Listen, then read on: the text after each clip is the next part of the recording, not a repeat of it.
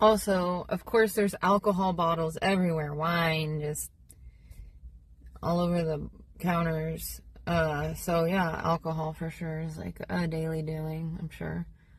Um, and like gatherings, they were getting ready to have a gathering at their house or whatever. You know, when you have a lot of money, it's just like kind of like this lavish party lifestyle. You have nothing to do. She seemed like she wasn't working all day. Like, she seemed like she had so much time to play. You know what I'm saying? Like, anyways, so, all of this just led up to, and the baby would play with his pee-pee a lot, like extra, like, oh, I have another one. These women know that, I feel like they know it ages the body when you're stressed, and so they like, or you just see ugly on the face right away. They want to see like the emotion on the face, right? So, but it does over time make you old. So it was bottle time one day, and she was like nagging me, and I could tell she just looks women look masculine when they're bitchy and they're directing, you know, like, I like directing, but I don't do it in a bitchy way, you know. I'm very like soft when I'm directing. When I'm telling stories like this, I might sound a little like deet deet deet deet. Or if I'm like being pushed, my buttons are being pushed, I'll be like, that's when the directing comes out for me. I'm like doot doot doot doot, like I let him know. So he was in a little walker on the floor, and she was nagging me, and we were getting the bottle ready, so I had the bottle in my hand. And I was going to the rocking chair, and he was sitting next to the rocking chair on the floor in a walker.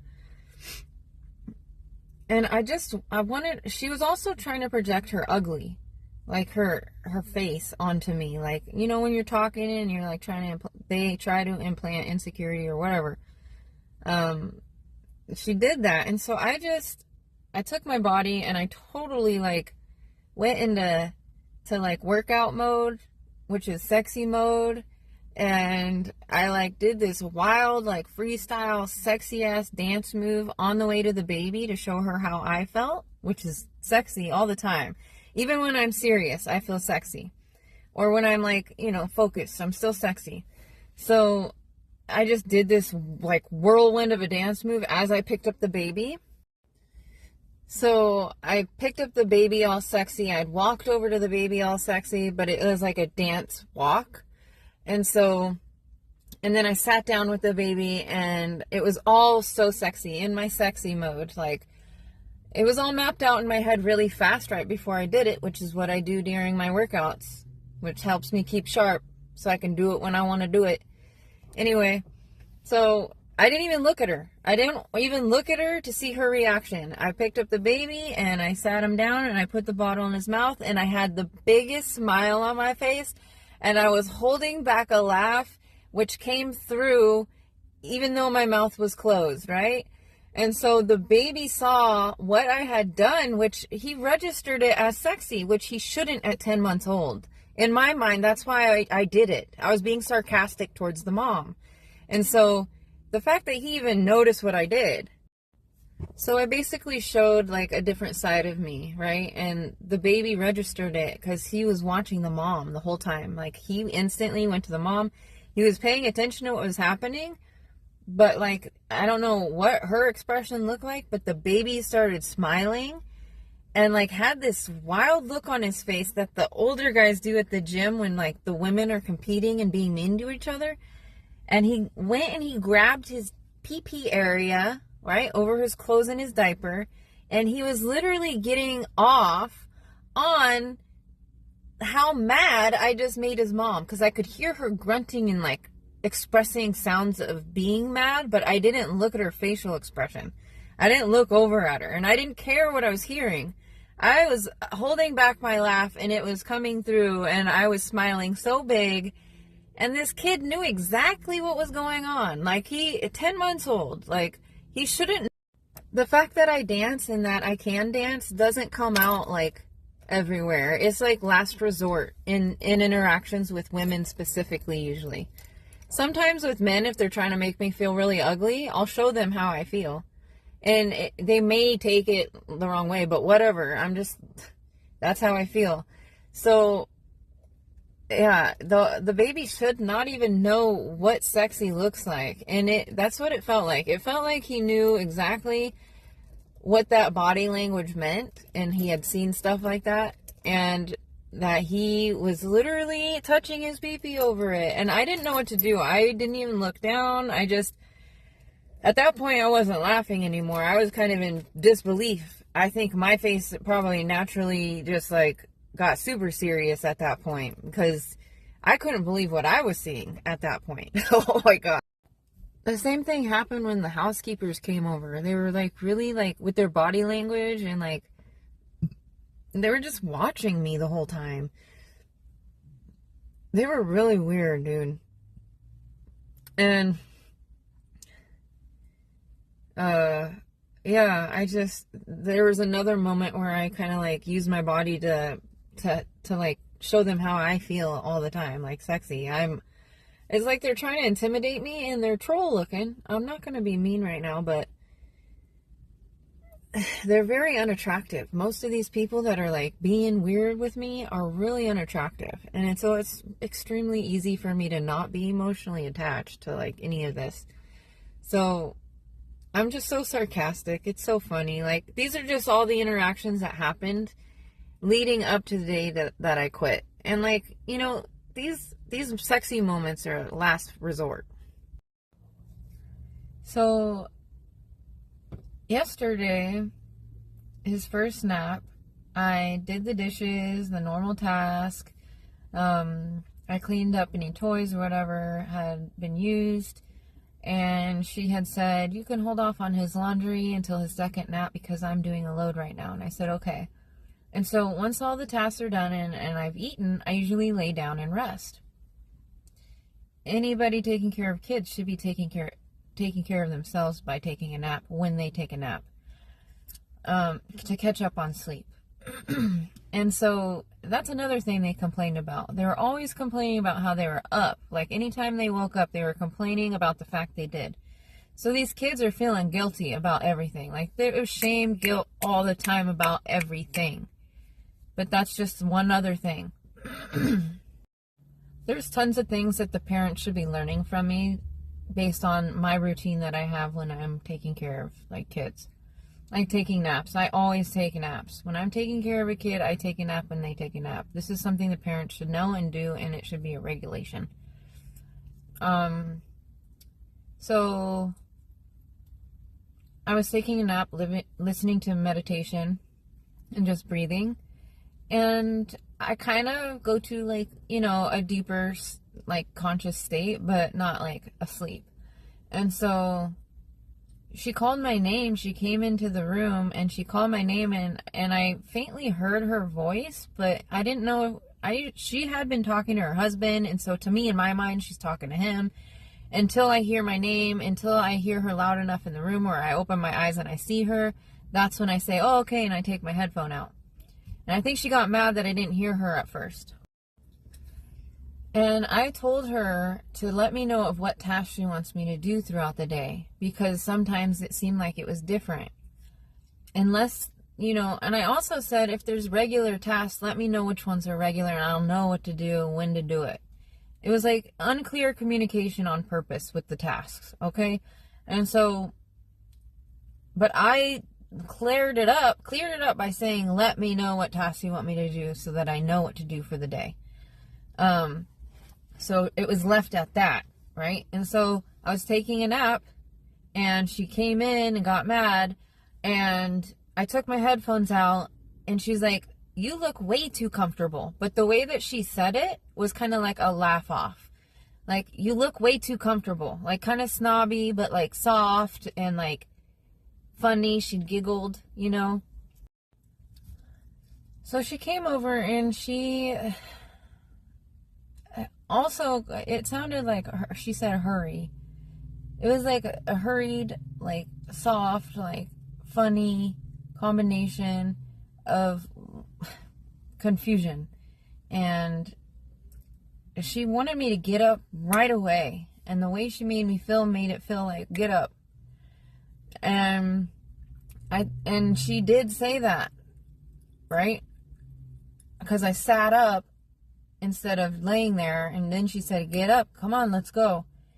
And I looked at my cup of yogurts, my yogurts on the table, and I just stared at them for a second or two or three on purpose. And I picked them up and I walked over to the kitchen slowly and I threw my stuff away. And so I didn't acknowledge her. I looked at the yogurt cups and I picked them up and I threw them away slowly. And then I started to head towards the bathroom, which was towards the laundry area where she was standing. And instead of going into the garage, which is where she ended up going, I ended up going into the bathroom. And she came back in and she said, where are you going? I said, well, I have to go to the bathroom. And the whole time that I'm walking slowly, she's arguing. She's like saying things to me. And I'm calmly just walking my yogurt, right? And it's escalating. She's getting louder and louder and saying more and more rude things like, my work ethic is terrible. I'm lazy. I'm this, I'm that, just trying to make me feel bad. And she's like arguing about the situation, and like, I'm just appalled. And so I tell her. So I get annoyed and I start to shut the door, and she stops the door, and I'm like, I'm sorry, I have to go to the bathroom. And she starts nagging more and louder. And I said, you know what? I don't need the job. She said, what? I said, I don't need this job. She's like, when I hired you on, you said you needed the job. We needed somebody dependable. And I said, I'm sorry, but I don't need the job if I don't like it. And I was like, I quit. I don't want it. I'm done. And so I shut the door and I went peed. And when I came out, she's like, so do you want today to be your last day right now? And I said, yes, right now is great. I said, pay me and I'll be on my way. But I didn't say it quite so snotty. I didn't say it snotty. I was calm. I was cool. I was collected. I was just direct. I wasn't snotty. It didn't sound like that. So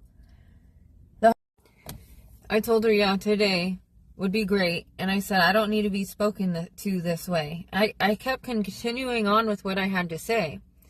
And so the husband started coming down the stairs and he said, what's going on? And she said, oh, I just fired her. She's done. I fired her. And I said, excuse me, I quit. I just quit. I didn't say it, but I could have said, it's on camera. Go check it. You know, like, but yeah. And so I didn't even look at the husband because he knew what was going to happen. They all told me stories and he joined in on the situation. It's like, I don't even want to look at them. I didn't look at them when I was leaving. As I was saying everything, I didn't even look at them. I didn't give him attention. I didn't give him reaction with my face. It was just monotone, very informational, just like nothing like they thought it would be. I said that I would be back if I was forgetting anything, and she said, oh, you're not coming back here. Make sure you get all your things. And she was like so snotty and like yelling at me.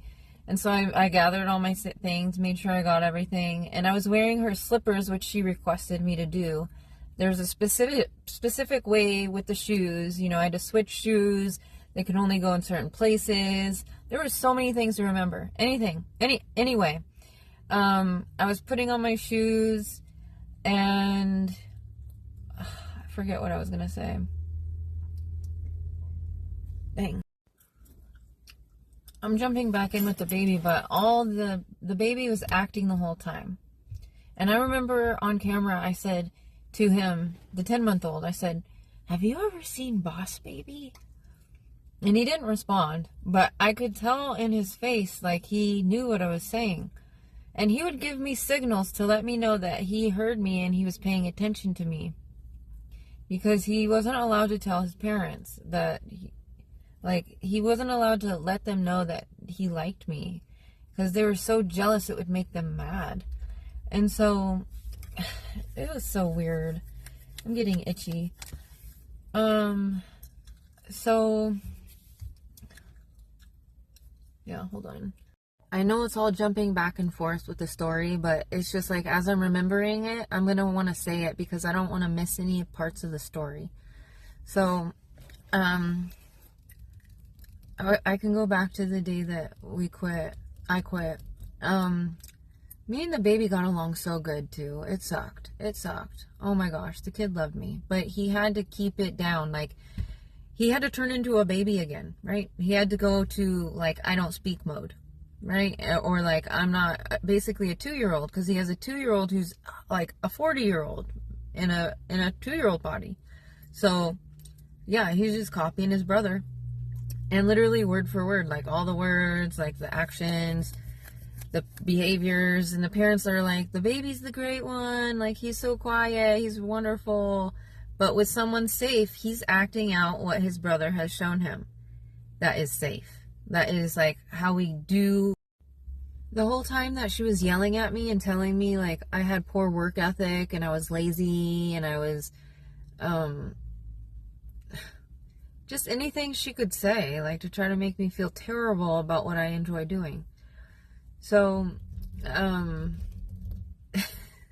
already forgot what I was going to say. Oh, I kept saying, girl, you're lucky. You are lucky. I wanted to continue on and say, like, if I was 17, I'd beat your ass. I'd take you outside right now. But I filtered it and I just said, girl, you are lucky. You are so lucky right now. Because they know who I am. They know who I am. I'm Walmart girl. And if they know who Walmart girl is, they're going to know who I am. Like, everybody knows who I am. Most people know my name, but I'm Walmart girl to the Walmart people she talked to. She was antagonizing me so bad when I was putting my shoes on. I said to her, you want me to say something? She was like, yeah, say something. Go ahead and say what you want to say. I was like, no, I'm not going to say anything. She was baiting me into like saying something inappropriate or like just antagonizing back or anything. Like, she just wanted something to use against me. She was so annoying. So, she was vicious. The way she was speaking to me was vicious. It was like evil and rude. And she kept saying I was rude. You're so rude. You're so rude. And I was like, me? Are you crazy? Me? I didn't say, are you crazy? I said, me? In my head, I'm like, are you crazy? But yeah. That was it. That was the end of it. Freaking wild. They were also in training all the body effects that you have when you have schizophrenia or specific mental illnesses. There's specific body patterns in the body on top of the facial and body dysmorphic disorder that everyone has. They'll find specific things to pick on other people about that they have going on with their body. It could be, a nub arm, like the nub hand. Basically what's happening is these people, it could be some of the children, all the children, but the effects of certain minds, like the mom, she was like, her hands would curl up when she was talking to the husband, because I think she's been abused when he's talking to her about things. Like, I think her mind is so far gone that her body has the effects. There's like people with severe offset shoulders, severe offset legs, like a leg that will drag, or the nub hands where they curl in all funny. And you'll see it happening in the hallway when they're running to the next task that they have to do, because they're so hyper vigilant in the moment that it's manifesting in the body. And so it's something that they know that they have, but when it's being ingrained, they don't realize that it's being ingrained because they're not aware of their body in those moments. So the mind is like, basically the body's slowly but surely losing control. The person is losing control of their body slowly but surely. And so at any given time, she could have a stroke. At any given time, she could have a stroke and she'd be done. I had a high school friend who had a dad who was really, really, really, really, really, really mean and controlling. and her mom was stuck that way in the distorted nub arm. It looks like this. It looks like this. And it's usually just one of them, right? So like, I'm really good at like doing it, but don't get any ideas. My body has never done anything like this, okay? Like, these people are losing it. Well, anyways, Nicole's mom, right? That's what happened. Back then, it was just a stroke she had, you know, and we all, oh, it was just a stroke that when I met her, she was already like that. It had already happened, like, in a couple years previous. But, yeah, it's the same thing. At any given moment, this mom could overstress and have a stroke, and her body will go into that position and stay stuck. This is the zombie apocalypse that I was talking about. This is it. This is what I'm talking about. This is how it starts. And it's being spread through the minds. Like, the illness is not just like something that's spread, right? Through association. It is being purposely spread to specific people, like myself. Like, I'm the one it's projected on everywhere I go. Because I don't pay attention to anybody else. And they get mad, so they project this, like, universal language they have now. So, yeah, I'm sure a lot of you actually are, like, you know, participating in this fucking evil. Which is why these videos are being created. Anyways, so, yeah. There's an emergency happening.